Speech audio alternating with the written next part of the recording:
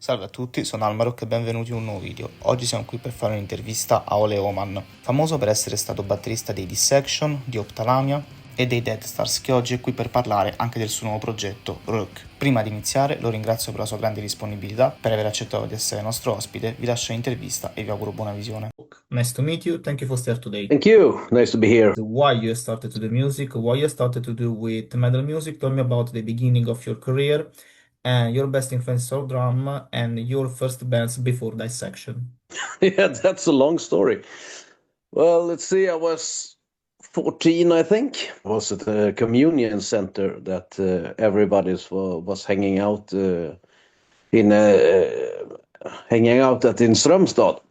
And one day I just rented the music room for myself. It cost €1, so I paid, and since I can't play guitar for shit or anything else, I just said, okay, I sat down by the drums and started hammering. Sucked, of course. It was the first time I was behind the drum kit. So I was just down there hammering, and this was my first time behind the drum kit, so I couldn't play for shit. I've been there for 20 minutes, so it was an hour rent, and two guys came in, and they wanted the room because, they should play some music. I said, hey, you can be in here with me, no problem. And we kind of started jamming. And those guys were Koji and Willy from Rabbit's Carrot. And I actually joined that day without even being able to play. So that was my first time actually playing drums, and I joined the band at the same time. And from that on, it forwarded. I eventually learned to play some drums. Played, I think, a couple of years with Rabbit's Carrot on and off, and did a couple of shows and stuff like that. Won a big music contest that was held every year in Bohuslän, which is the county that we're actually living. Then Jon came in as well. Played guitar in Rabbit's Carrot. We played thrash, and Jon was more into death metal. He had just discovered death metal. I wanted to play more of that. So together with Peter, he started Dissection. He asked me if I wanted to join, and yes, I said yes. But I skipped ahead a bit because in between that, we were forming a band called Sirens Yell, which was a pre-Dissection sort of thing, and that was more thrash metal as well. But it was the same constellation, but we had Peter Palmdahl on vocals, Jon played guitar, and a friend of us, Mattias Johansson, Mäbe, he played bass guitar, and I played drums. But after that, Dissection started, and it was death metal at the beginning, pure death metal at the beginning. If you've heard the demos, you can clearly hear our inspirations from that era, with the deep growls and stuff like that. I was kind of shocked when my small friend Jon could produce that kind of vocals. And from that on, yeah, the rest is kind of history. And now let's talk about your complete story with Dissection. You the band, the album, the Somberlain, and Nödtveidt Bane. At your point of view, why you decided to leave from the band? We can start with the end. I had decided to leave the band. I didn't get the chance because they kicked me out. And this was because I didn't want to rehearse. I was bored, but I didn't want to say anything because, it was like it was. But I was not in a good place in life. Didn't like people, just stayed at home, didn't want to go out, didn't want to rehearse, didn't want to do anything. So they started to practice with Tobbe behind my back. They really didn't have to. because if they had told me that we're going to replace you with someone else, I said, yes, thank you, yes. Then I didn't have to quit, actually. So when I found out about it, I wasn't mad at all, of course. So Tobbe and I, we went down to the rehearsal room and I showed him some stuff that he couldn't figure out for himself how I played. And that was that. So I was happy. The Somberlain it was brutal to record because we were living in different cities, all of us. None of us lived in the same place. I lived in Karlstad. Peter lived in Strömstad, I think. Jon lived Gothenburg. And Jon lived in Eskilstuna. We hadn't rehearsed for, I don't know how long. And then all of a sudden, yeah, studio's booked, we're going in. So we just had to merge for a weekend and rehearse and put together the last stuff for the album. And then into the studio, I had 1 day to put down the drums, which I didn't really know. So, and I wasn't in peak performance. So we had to rush it. So I'm not happy about that recording for my own sake, because I could have played that album much, much better. Songs, on the other hand, are brilliant. It spans from the very beginning of Dissection to that point that we were at the moment. I love them still, after 33 years or something, I don't know. It's a long time ago. 32. That's about that I can say about that album. So many contributions. Lots of people think that Jon was a one-man army. He wasn't. Jon especially contributed a lot to the Somberlain. All of us was in the arrangement process. We often, we built the songs in the rehearsal room. Jon had ideas, sometimes almost on a finished song, but then we changed a lot of things because, it didn't sound good enough. And Jon was always humble when it came to his music. He wasn't, a dictator. So this is my riff, this is how I want it, blah, blah, blah, so this is how it's going to be. He was really, okay, let's try that. And if it was better than what he has been thinking, his original idea, he just went for it. Yeah, this sounds much better. Let's go. So really easy to work with. It was actually all of us had something to do with that album, but especially Jon and Jon writing music for it. Storm of the Lights Bane was a different story. Jon left, or had to leave. Because of circumstances, and we took in Jon Öhman. He had some of his ideas, but most of that album is Jon's baby. No one can take that away from him. He wrote the main part of that album.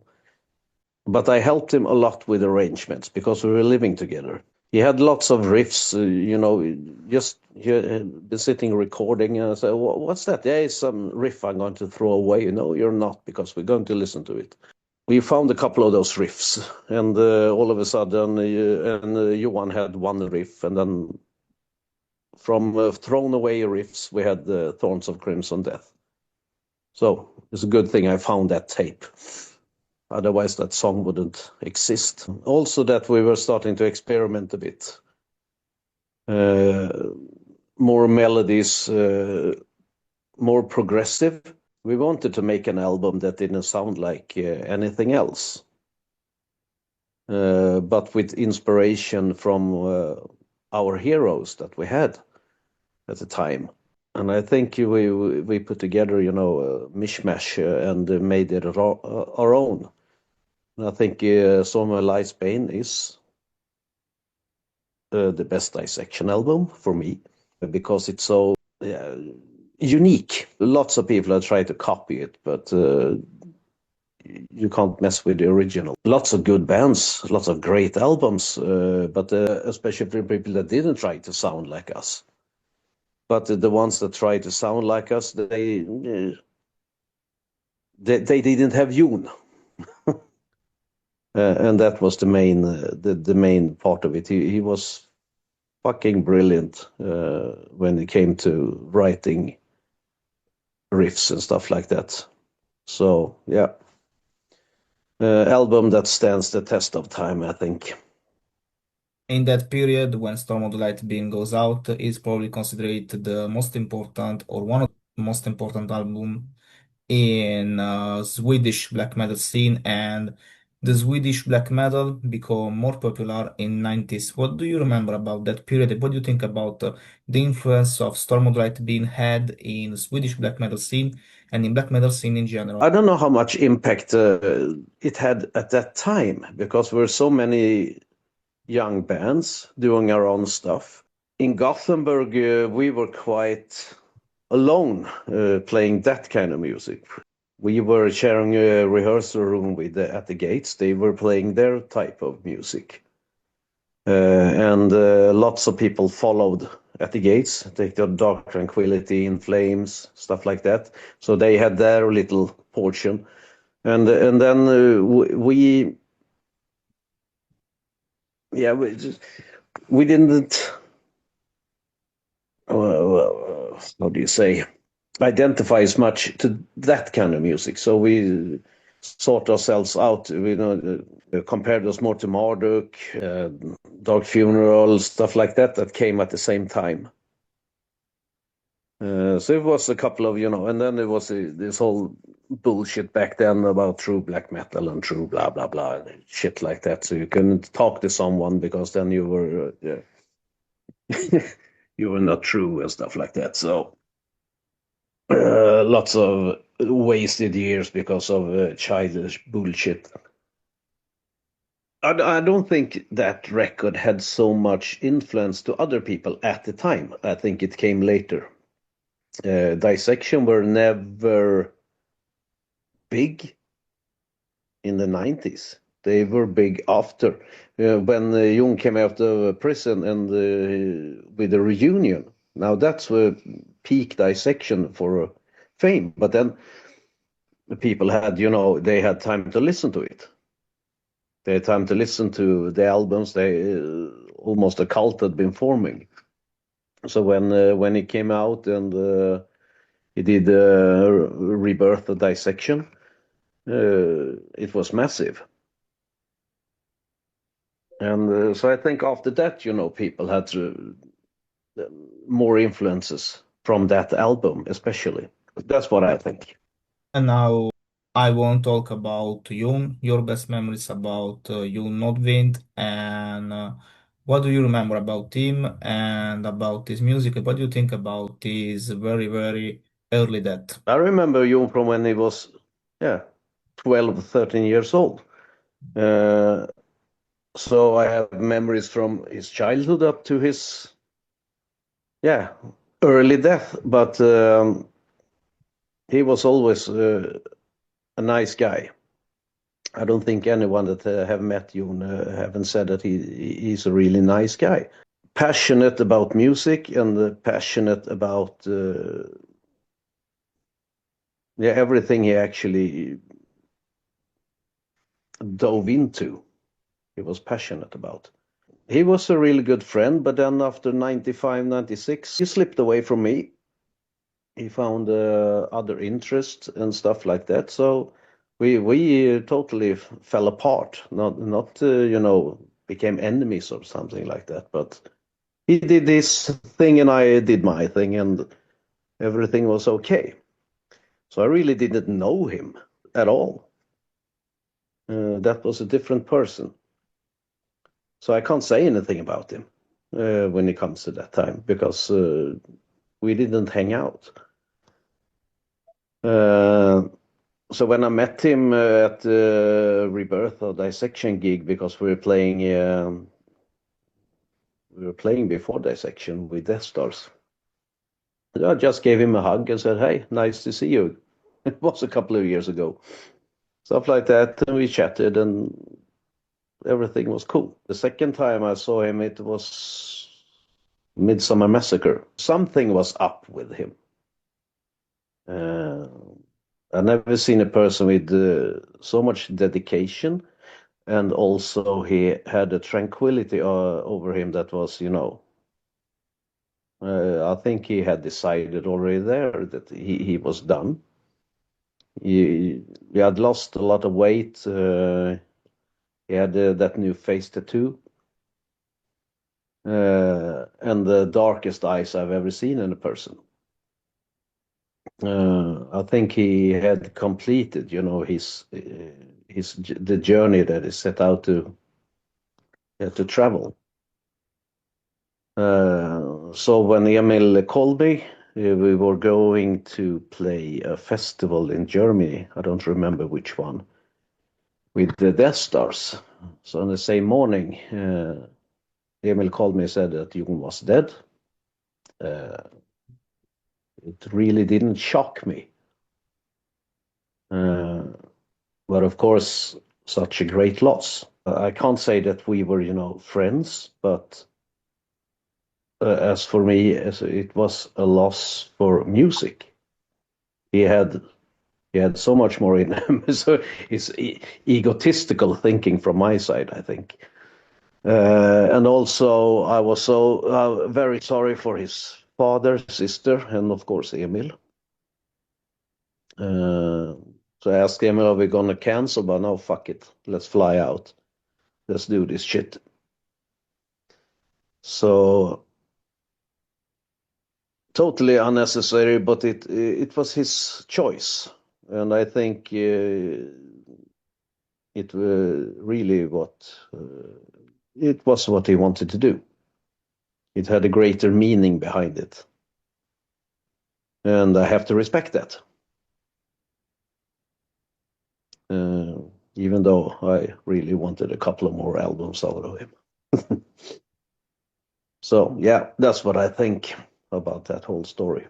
And now let's talk about your story with Ophthalamia, your journey in the band, and the album with Ophthalamia and with Tony Saka. Yeah, Tony was a good friend. I always liked Ophthalamia. Strange band. Loved the music, loved the arrangements, loved everything about it. So when he said you're gonna play, so yeah, of course I'm gonna play. And the first thing he wanted to do was to do a re-recording of A Journey in Darkness. So that's what we were focusing on.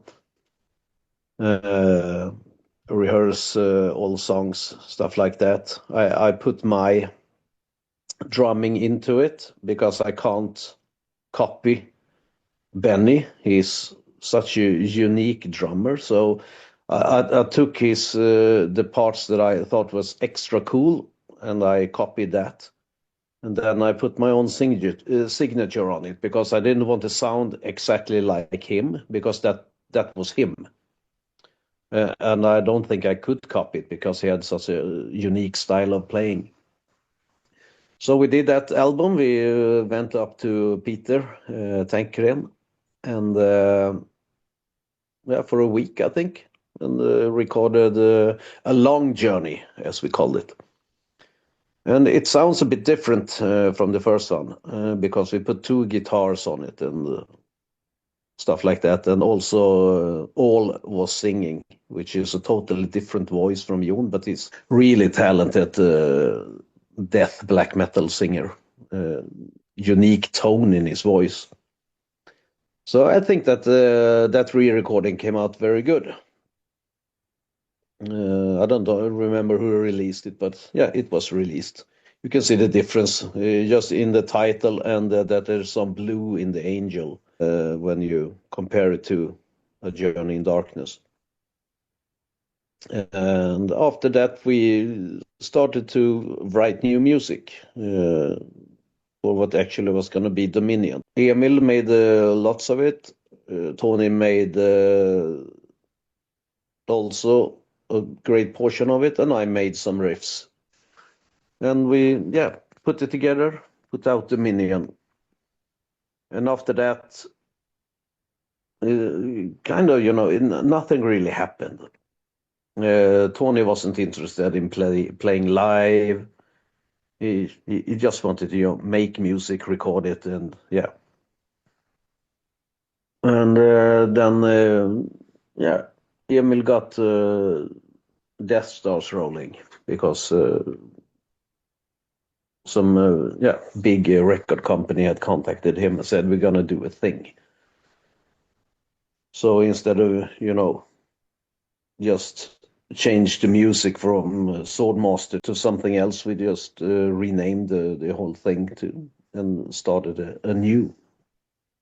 And that became Deathstars. So when I joined that Ophthalamia, because Tony, he didn't want to do anything about it, so we had to move on. And so we did. But I think, as I said, long journey, really good re-recording. And I think Dominion is actually a really good album as well. And we had fun making it, so. And it's also, some people hate Ophthalamia, some people just love it because it's strange music. I totally love Ophthalamia because I was a fan going into that band, so no problem for me. Do you have any contact with him after the end of Ophthalamia? No, I didn't have any contact with him for many years. I had some contact with him just before he died. We were just talking. I said to him jokingly once, we should start up Ophthalamia again. He said, yes, we should. But that never happened, of course. And then his sister told me that he had died. I never asked her what happened. I have a clue, but another tragic death from a brilliant mind, sadly. And I want to post about your adventure with Deathstars, your story with band and your album recorded with band. And how was different for you passing to play black metal and extreme metal with Dissection and Ophthalamia to play a very different style with Deathstars? It was hard. Really hard, because first of all, it's minimalistic. No drum fills. It was all about the song, and it was black metal, death metal, everything, the song is more live, more riffs, more changes, everything like that. That's just it. We have an intro, we have a verse, we have a bridge, we have a refrain, we have verse, we have a bridge, refrain, we have a middle part, and then we end with the refrain and the song is over. And that was the build-up in 90% of the Deathstar songs. And it was supposed to be simplified, for and no, extravaganza. Playing to a click, playing to backtracks, really hard to learn, because if you fuck that up, you fuck the entire show up. And that happened a couple of times. You have to rely on the software. And I never had, never done that before.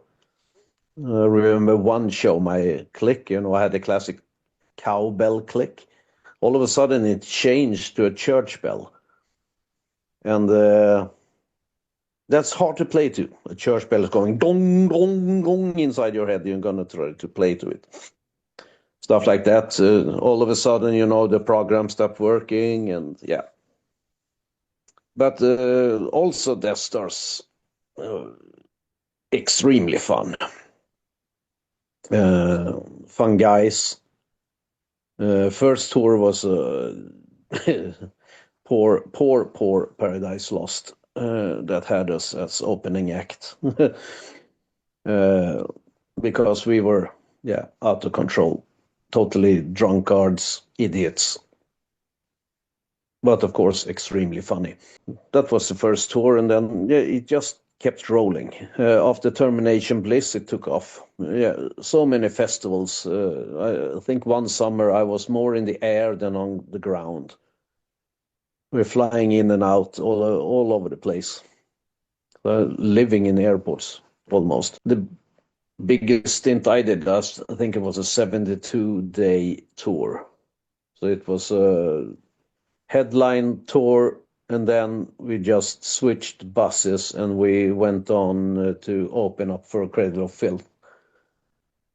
We had no days off. It was just, I think Skinny, he was drunk for 72 days in a row. That man is a machine when it comes to drinking. So yeah, extremely, lots of fun. So good 10 years. Now we arrived at the present, so let's talk Okay. about the story of rock. You recently published a material. Yeah, we did. Guys approached me. I said no. I heard the singer, and then yeah, I will go and rehearse at least once and see what it's all about. So they sent me what they had written. So I was at home. I had my electronic drum kit, so I learned the songs and stuff like that. So, and we live quite far apart. They live in Strömstad area still, and I live in Gothenburg. So it's 170 kilometers one way with car. So yeah, I went because we're gonna rehearse. I come up there and they're drunk as hell. So not a good first impression. So I sit down behind the drums and they don't know, the guitar players don't know, is this my part to play or is it yours or whatever, blah, blah, blah, blah, blah. But I felt the potential in it. So I swallowed my anger. But I talked to Matte, the one that had asked me to play, and I said that, yeah, never again. I will not drive 4 hours to come and see a couple of drunk idiots that can't play the songs. And after that, they have shaped up. Now we have 7 finished songs, 2 in the making. And we are gonna go to the studio at the end of March and record everything.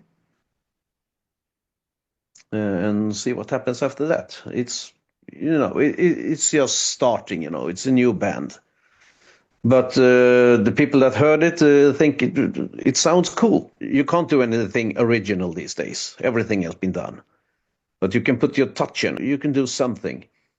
So now we're trying to mix doom with heavy metal with some coloring of black metal and the clean vocals that actually breaks everything off. If it was, the usual growling, it wouldn't sound original at all.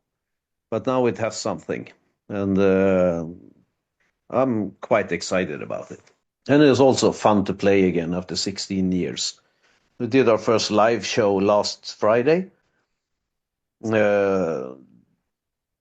Sold out house. So that was fun. Show went really good. Couple of huge mistakes, but since everybody was drunk in the audience, nobody noticed. So that's good. So we're gonna have that as a demand for people coming watching us, that you have to be drunk, otherwise you can leave. Yeah. So now lots of people are contacting us right now. A couple of record labels and stuff like that, but we're not really interested right now, especially since we don't need a record label at this time. Times have changed. We recorded this demo. I went to Tobias Källgren and recorded on his drums, and then the rest, the guys were playing at home in the computer. Then we sent it to a guy we know. He mixed it, and then it was done. It cost us 200 euros all in all. We don't have the need for borrow 10,000 euros to go to a studio and then have to pay that back to a record company, because we can do it ourselves to minimal costs. The only thing a record label these days are good for is distribution and commercial. That's it, I think, because nobody really buys records anymore. You stream them. So we decided now for this single, we printed 50 vinyls and 50 CDs for this single, and it's up for grabs. So I think there's 20 vinyls left or something. That's it. We're not going to do any more of them. And then the album we will see, because then you can print your own album. It doesn't cost that much. and then you bring it, if you're going to play live or something, you bring it with you and you sell it directly to the people that wants to buy them. You don't need record stores and stuff like that. It's really sad, actually, because I loved record stores, standing there and looking for albums and stuff like that. And you had to wait for an album to come out before you heard it and everything else. I miss that. But times have changed and you have to change with it. And this is how you do it these days. You promote yourself on the internet. If you get popular enough, that's when it's maybe times to at least seek out a booking agent or something, because that crap is horrible to deal with promoters. The tickets for flying or whatever, I get tired only thinking about it. So that's when a good booking agent comes in. But as I said, we're not in a hurry. We're just enjoying ourselves making music right now, doing what we think is fun. And if people like it, good. If they don't, don't listen to it. The plans right now is to record this album at the end of March. That's it. Maybe do a couple of more shows around the area here, but that's it. So we will see what the future holds. If you want to be remembered for an album in your career, an album you're particularly proud, or more than one, which is and why? Somberlain, Bane. No question. I can't say anything else. I think I made some interesting drums. It's still a fucking killer. 30 years later. 30 years later, people still trying to sound like that. And that's a testament that it's a really good album. That's what I'm most proud of. Most fun? No. Most fun I had in Deathstars. It was extremely fun. And I'm having fun right now with Rök. And right now I'm enjoying playing again, which I haven't done in a long while. We will just see what happens. In your opinion, how many things have changed in the black metal scene and in metal scene when you started from nowadays? I don't really think about it. When we started, it was extremely serious. If you played black metal or death metal, you were supposed to live black metal and death metal. It wasn't an image. It was who you were. And we took that really seriously. Nowadays, I don't know at all, because I think some of them they're probably thinking exactly like we did. But since so many people have made a mockery of it somehow, there's so many ridiculous bands out there. You really have to cherry pick these days to see, okay, this is good, because there's so much crap out there. It's not even funny. For many years, I didn't listen to any new music at all. I just listened to the old stuff and more heavy metal, and went back to that. So I think, I don't know how many years this was. Maybe 10 years ago. I asked her, well, what's new in black metal? What have I missed? I haven't listened to this for ages, So he sent me Funeral Mist, because this is a guy that I really trust with music. So Funeral Mist and Magua. Yeah, he sent me the best of the best. So that actually got me interested again to, seek out new music. I found a couple of cherries on the road since that. But I'm still really conservative with what I listen to. And especially when it comes to black metal and death metal. But other music I listen to, I listen more to progressive music than metal. I go back and I can put on Genesis any day of the week and enjoy it. It really has to be, the things that really speaks to me if I shall listen to black metal. Except a couple of really good new bands. I'm back in the 90s, because that's before, up to 95, 96. That's when the best black metal came out, in my opinion. after that, it really went downhill. And then a couple of new breeds have come up lately. We have a band in Sweden called Lömsk, extremely good. Check it out if you haven't heard them. And also the new wave of thrash metal, thrash death, that has come in recent years with Sarcater and Eternal Evil, stuff like that. Really good. The sound, you can taste the 80s. Young, hungry guys. Instead of, old, bitter men playing the same old black metal they always have done. So I find that extremely more interesting to listen to. We lost other two legends of death and black metal in Sweden, Thomas Lindberg and Nisse Karlen from Sacramentum. What do you remember about Yes. them and your best memories about these two friends of Dissection? Good friends of mine, especially Nisse. He was one of my closest friends. So that took me really hard. I spent 30 years with him, so I can't really, pick any memories or stuff like that. I can talk about Thomas a bit more because Thomas was the godfather of underground metal in Gothenburg or in Sweden. Without him, so much couldn't exist. He created the scene, especially around here. First time I met him was in Strömstad. I think it was 89. Jon was arranging, we called it Böldfest, Plague Fest. And he booked Grotesque and he booked Therion. And then we had local acts playing together. And the first time I saw Tompa, yeah, that was a sight. So he came with his Gothenburg posse, and they were a bit different from us, so to speak. And that's when we really, okay, this is cool. So he influenced me from that point on as well. Grotesque, one of my favorite bands all time.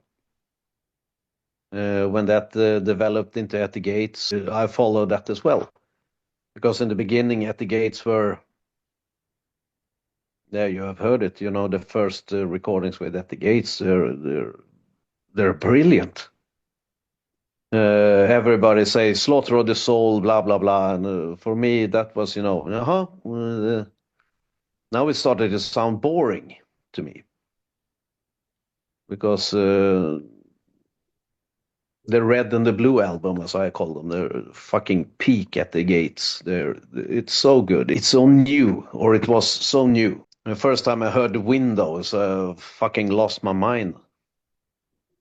It was so brilliant, and I remember it because we were playing in a small town called Falkenberg.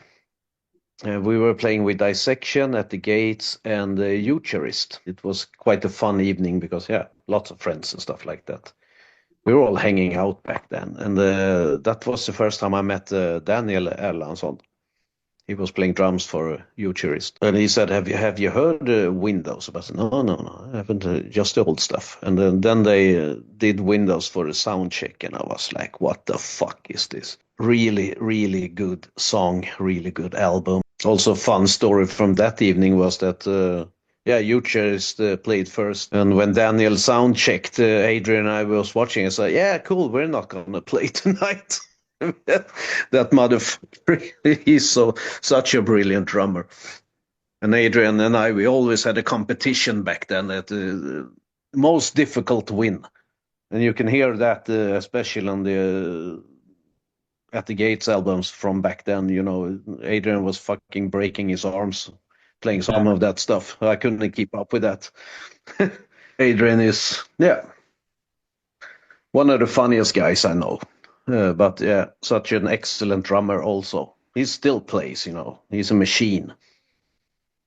So, but I digress. But everything around that, it's because of Tompa.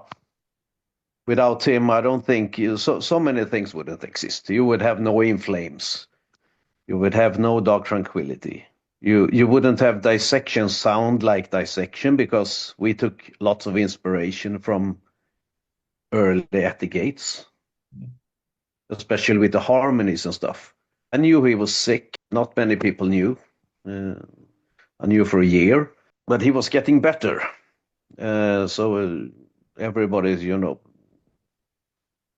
we had our hopes up. I don't think he ever would sing anymore, because he had, major surgery in his mouth because of the cancer.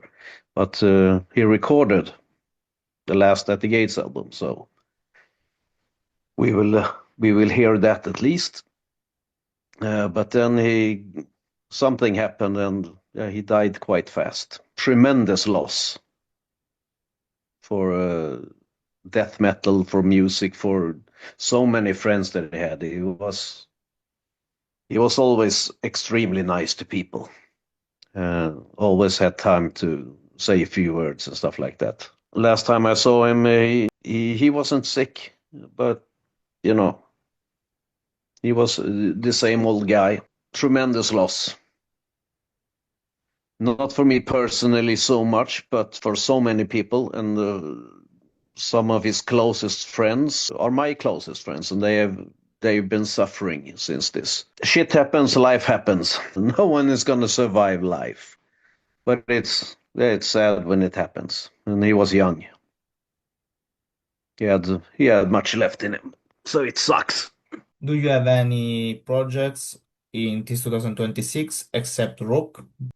No, nothing. I will dedicate everything to this. I don't have time for this, but it's fun, so I have to do it. But it wasn't like when you started, when you were out of work and you were young, and the whole future, stuff like that. Now you're a fucking old geezer with a full-time job, and then all of a sudden I'm gonna play music again. So I told the guys that, if I even hear the word tour bus, you can go fuck yourself and get the session drummer for that. What happens? Because I think they want to tour, and I think I can do a couple of fly-in, fly-out festivals right now. I have maybe prepared myself for that, but right now it's just, play music, have fun, make an album, see what happens. Thank you. Thank you for your time. Thank you for Yeah. sharing today. Good luck for your project. Thank you. Bye. Thank you. Bye-bye.